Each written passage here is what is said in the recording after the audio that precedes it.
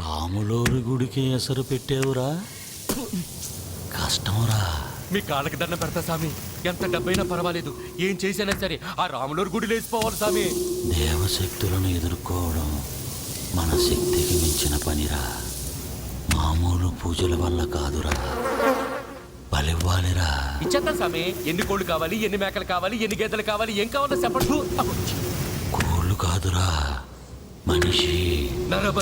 నరబల.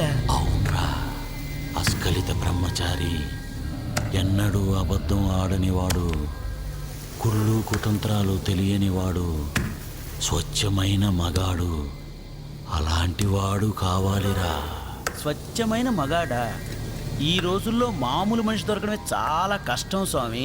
స్వచ్ఛమైన మగాడంటే అందరూ మీలా ఉండర్రా, వెతకండిరా, దొరుకుతాడు.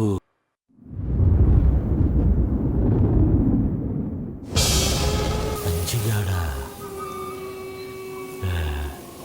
బలిరా బ్రహ్మం, బలేవాణ్ణి పట్టారా. ఆ సూచిక సంతోషిస్తుందిరా. ఎలా తెస్తావురా? ఆడ అనాథ స్వామి, ఆడేం చేసినా అడిగే దిక్కే లేదు. దిక్కులేనోళ్లకు దేవుడే దిక్కు.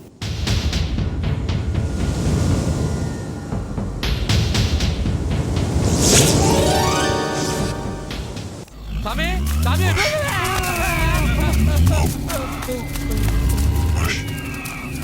ఇదేంటి స్వామి?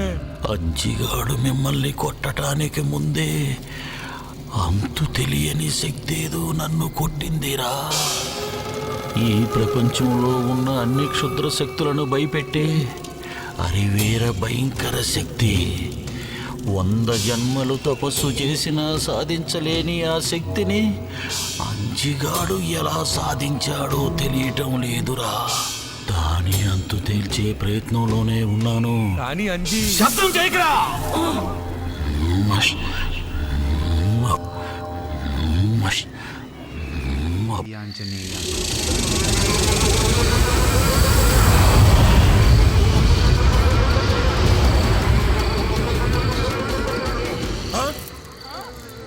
ఈ బొమ్మ వచ్చిందేంటి అంటే ఈ బొమ్మలోనే ఆ మహమ్మారి ఉందన్నమాట.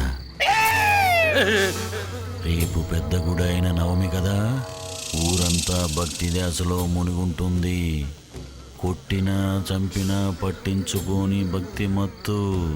ఇదే సరైన సమయం. వాడు ప్రతిరోజు పొద్దున్నే విగ్రహానికి నైవేద్యం పెట్టడానికి వెళ్తాడు కదా, అక్కడ వాడొక్కడే దొరుకుతాడు. మరుక్షణం, ఒక్క క్షణం కూడా ఆలస్యం చేయకుండా వాడి మెడలోని బొమ్మను తెంపేయండి. వెంటనే వాడిని ఇక్కడికి ఎత్తుకురండి. రేపే బలి చేద్దాం. కసూచిక